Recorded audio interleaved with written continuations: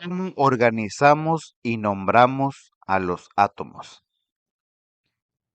Buen día, jóvenes. Hoy vamos a explorar juntos un tema fascinante que es la base de toda la química moderna. ¿Cómo organizamos y nombramos a los átomos? Y déjenme comenzar compartiéndoles algo que seguramente los va a sorprender. Existe un compuesto químico cuyo nombre completo tiene aproximadamente 190,000 letras. Se llama titina. Imagínense por un momento tener que escribir ese nombre cada vez que quisieran hablar de esa sustancia en sus trabajos o exámenes. Sería imposible, ¿verdad? Pues bien, gracias a la organización científica y a un sistema inteligente de notación química, hoy no tenemos que hacer eso. Al finalizar este video, ustedes van a comprender por qué la tabla periódica es considerada una de las creaciones más brillantes de la humanidad y cómo nos permite comunicarnos con un lenguaje científico universal.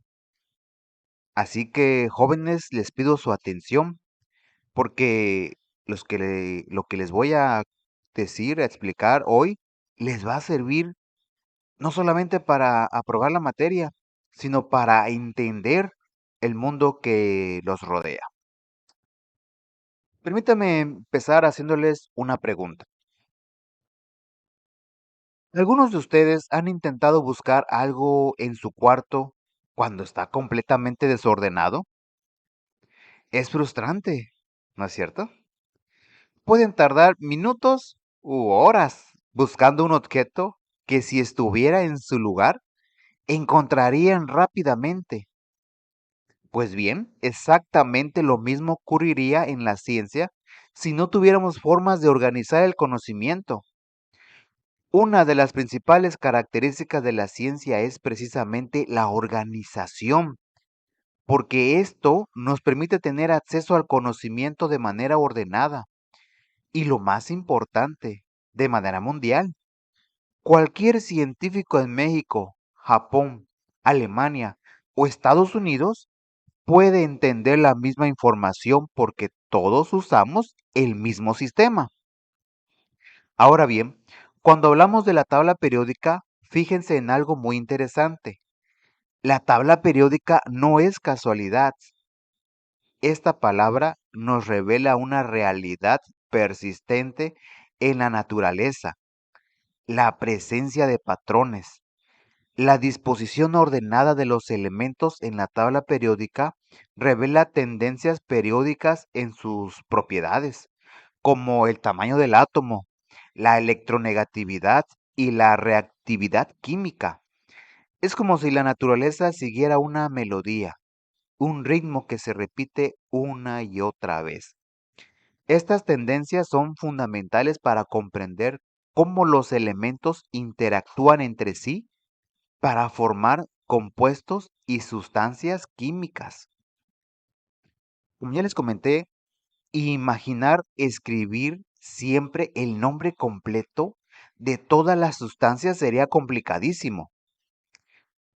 Por eso la química emplea una nomenclatura específica, un sistema de símbolos y convenciones que nos permite presentar elementos químicos, compuestos, reacciones químicas y otra información relacionada.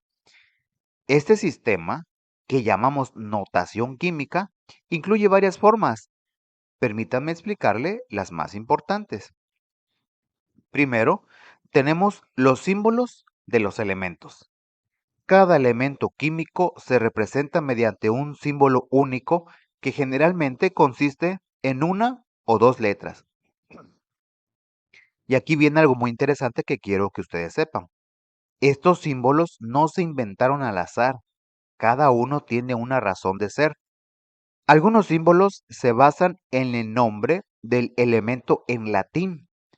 Por ejemplo, el oro se representa como AU, que viene de aurum, su nombre en latín. Otros símbolos honran a científicos destacados.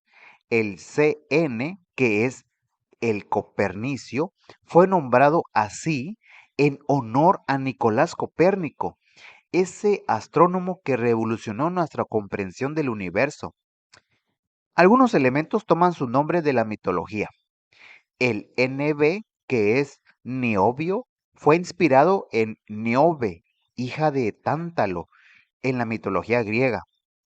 Esto es porque el niobio tiene un gran parecido con el tántalo, que se representa como Ta. ¿Ven? Hasta la mitología está presente en la química. Otros elementos se nombran por el lugar de su descubrimiento. El NH, el nionio, fue sintetizado por primera vez en Japón y el nión es precisamente como los japoneses llaman a su país. Y hay elementos que se nombran por sus características. El Pa, que es el protactinio, viene de proto y actinio, indicando que se genera por la desintegración del actinio, que se representa como AC. Segundo, tenemos las fórmulas químicas que son representaciones abreviadas de los compuestos químicos. Tercero, están las ecuaciones químicas que representan reacciones químicas mediante fórmulas y símbolos químicos. Consisten en reactantes que se transforman en productos. Y cuarto, la notación de números de oxidación que se utiliza para indicar los números de oxidación de los elementos en un compuesto o en una reacción química. Todo esto forma parte de ese lenguaje universal que les mencioné. Ahora llegamos a la estrella de nuestro video, la tabla periódica. La tabla periódica es una herramienta fundamental en el estudio de la química, que organiza todos los elementos conocidos en un orden específico basado en sus propiedades químicas y físicas. Esta tabla es una representación visual que muestra los elementos en filas horizontales llamadas periodos y columnas verticales llamadas grupos o familias. Cada elemento en la tabla periódica tiene su propio número atómico, que indica el número de protones en su núcleo y su símbolo único. Pero déjenme preguntarles, ¿quién fue el responsable de la creación de esta extraordinaria tabla? El diseño de la tabla periódica moderna se atribuye principalmente a un químico ruso llamado Dmitri Mendeleev. En el año 1869, Mendeleev organizó los elementos conocidos en función de sus propiedades químicas y sus masas atómicas. Pero aquí viene lo más impresionante, lo que demuestra la genialidad de este hombre. Dejó espacios vacíos para elementos que aún no se habían descubierto. Piénselo por un momento. Mendeleev estaba tan seguro de que existía un patrón en la naturaleza que se atrevió a predecir la existencia de elementos que nadie había visto todavía. ¿Y saben qué? Con el tiempo, esos elementos fueron descubiertos exactamente donde él los había predicho. Eso es ciencia en su máxima expresión. Esta tabla se basó en la ley periódica que él mismo propuso. Dicha ley establece que las propiedades de los elementos químicos son funciones periódicas de sus masas atómicas. En otras palabras, y para que quede perfectamente claro, Mendeleev observó que cuando los elementos se organizan en orden creciente de sus masas atómicas, ciertas propiedades químicas y físicas se repiten periódicamente. Estas repeticiones crean patrones o periodos en la tabla periódica. Es importante que tengan en cuenta que la tabla periódica es un recurso vital importante en la clasificación de los átomos.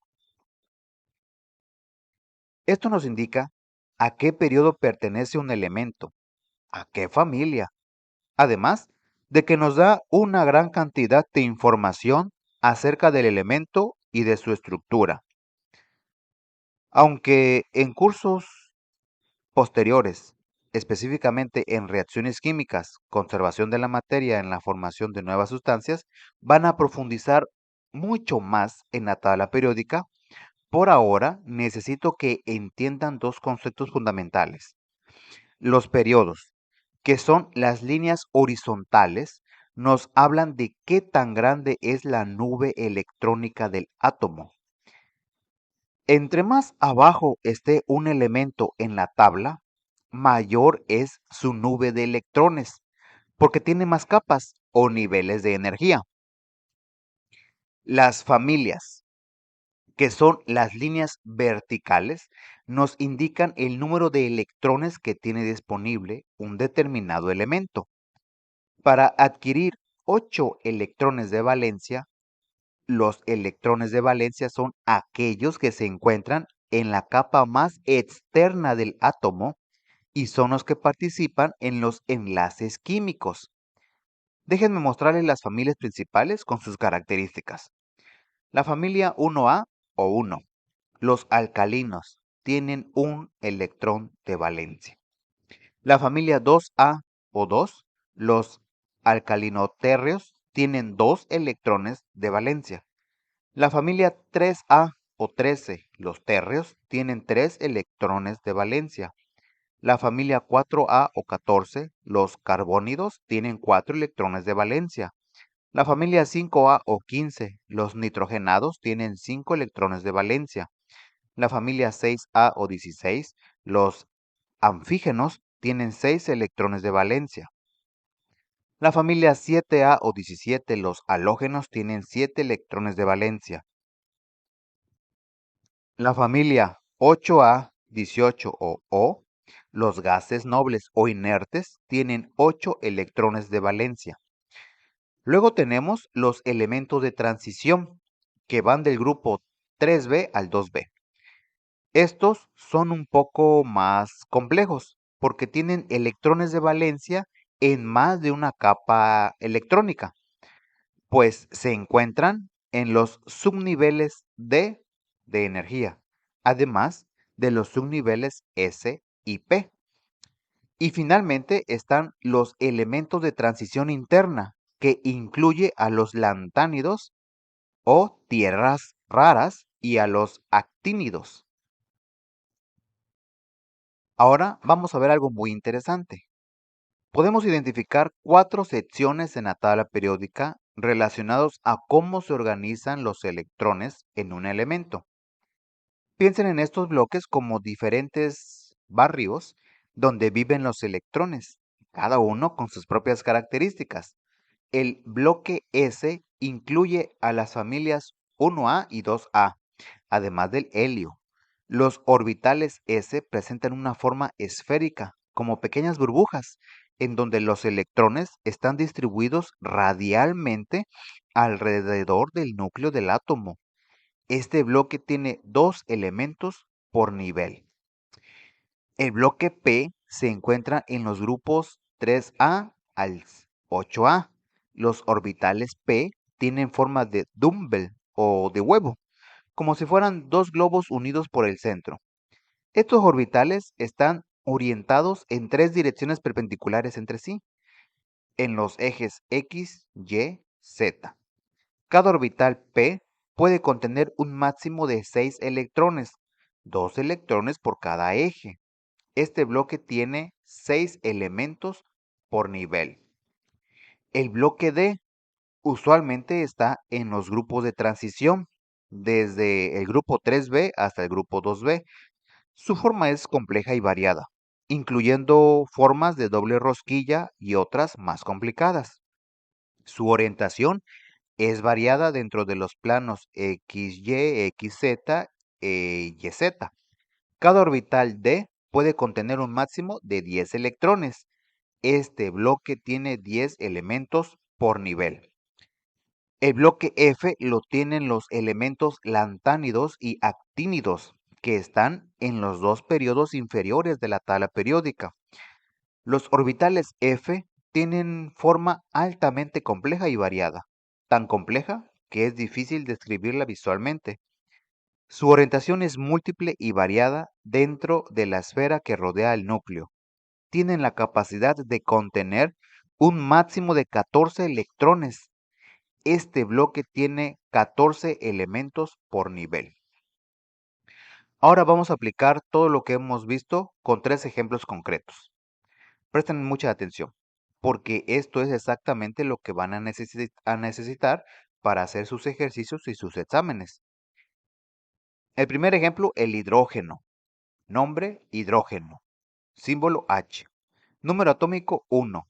Familia 1A. Periodo 1. Electrones de valencia 1. Bloque S. El hidrógeno es el elemento más simple y más abundante del universo. Es el que hace posible que el sol brille, el que forma el agua junto con el oxígeno y está presente en todo lo que es orgánico. Segundo ejemplo, el helio. Nombre, helio. Símbolo, He. Número atómico, 2. Familia, 8A, gases nobles. Periodo 1. Electrones de valencia, 2. Bloque S. Pregúntense, ¿dónde han visto helio en su vida cotidiana? Exacto, jóvenes, en los globos que flotan en las fiestas. Pero el helio es mucho más que eso. Es el segundo elemento más abundante del universo, después del hidrógeno. Tercer ejemplo, el silicio, Si. Nombre silicio, símbolo Si. Número atómico 14. Familia 4A, periodo 3. Electrones de valencia 4. Bloque P. Y aquí viene algo que conecta directamente con su vida diaria. El silicio es el elemento que hace posible que existan sus teléfonos celulares, las computadoras y las tablets. Todos los chips y procesadores electrónicos están hechos a base de silicio. Cada vez que usan su celular, están literalmente tocando tecnología basada en este elemento de la familia 4A. Muy bien, jóvenes, hemos llegado al final de este video. Déjenme hacer un recorrido rápido por lo más importante que necesitan recordar de este video. Primero, vimos que la organización es fundamental en la ciencia. Sin ella, sería imposible acceder al conocimiento de manera ordenada. La palabra periódica nos revela que la naturaleza sigue patrones y esos patrones se repiten de manera predecible. Segundo, comprendimos que la notación química es un lenguaje universal. Los símbolos de los elementos no son aleatorios. Cada uno cuenta su historia relacionada con el latín, con científicos destacados, con la mitología, con lugares de descubrimiento o con las características propias del elemento. Tercero, conocimos a Dmitri Mendeleev, ese genio ruso que en 1869 organizó los elementos conocidos y tuvo la visión de dejar espacios vacíos para elementos que ni siquiera se habían descubierto. Eso es verdadera ciencia predictiva. Cuarto, aprendimos a leer la tabla periódica. Los periodos nos hablan del tamaño de la nube electrónica y las familias nos indican cuántos electrones de valencia tiene un elemento. Y quinto, entendimos que existen 4 bloques en la tabla periódica, S, P, D y F, cada uno con formas y capacidades diferentes para albergar electrones. La tabla periódica no es solamente un póster que está colgado en el laboratorio o en el salón de clases, es una herramienta viva, es el resultado de siglos de observación, experimentación y genialidad humana. Es un mapa que nos permite entender de qué está hecho absolutamente todo lo que nos rodea. El aire que respiramos, el agua que tomamos, la comida que comemos, los dispositivos que usamos. Y lo más importante, ahora ustedes ya hablan este lenguaje, ya pueden leer ese mapa, ya pueden entender lo que está organizado en el universo a nivel atómico. Les invito, jóvenes, a que a partir de hoy, cada vez que vean la tabla periódica, no la miren como algo que tienen que memorizar para el examen. Mírenla como lo que realmente es, una ventana hacia los secretos del universo, una herramienta que les permite comprender la materia y la energía, el origen de las estrellas y la tecnología del futuro. La ciencia no es solamente para los científicos, jóvenes. La ciencia es para todos los que ustedes tienen curiosidad para entender y comprender el mundo que nos rodea. Muy bien, jóvenes, eso es todo por este video.